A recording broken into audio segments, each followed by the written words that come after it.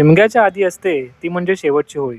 नमस्कार, मी धीरज. तर आजच्या व्हिडिओमध्ये आपण बघणार आहे डांगेवाडीचा शेवटचा होम म्हणजेच 9वा होम. डांगेवाडीचा 9वा होम. हा आता आम्ही वाजत गाजत डांगेवाडी परत. हा तुम्ही नेणार कसा हो? आणि रात्री उभी करणार आणि हो मालक. हा तुम्ही नेणार कसा? हे सगळे आपले जे सहकारी त्यांच्या सहकारी नेणार काय? आलेले आहे आणि होळी म्हणून देव म्हणून नेतात आहे. याच्यात तूप बैल होईल, मागचं पुढं पुढचं मागं होईल. सांभाळ करून घे, सांभाळ हे करून घे. होळीची पूजा करून झाली की फाक मारली जाते.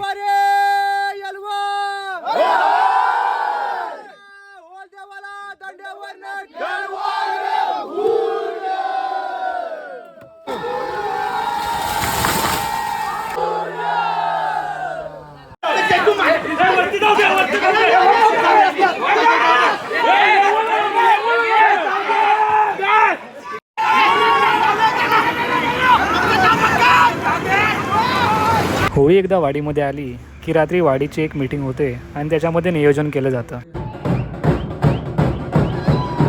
शेवटचा होम उभा करायच्या आधी पहिली होळी काढली जाते.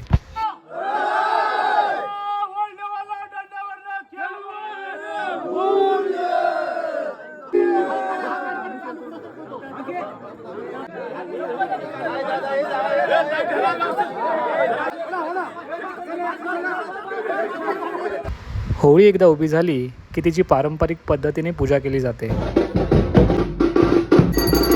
होम लावायच्या आधी होळीला सजवलं जातं आणि मग पारंपरिक पद्धतीने मांडणी म्हटली जाते.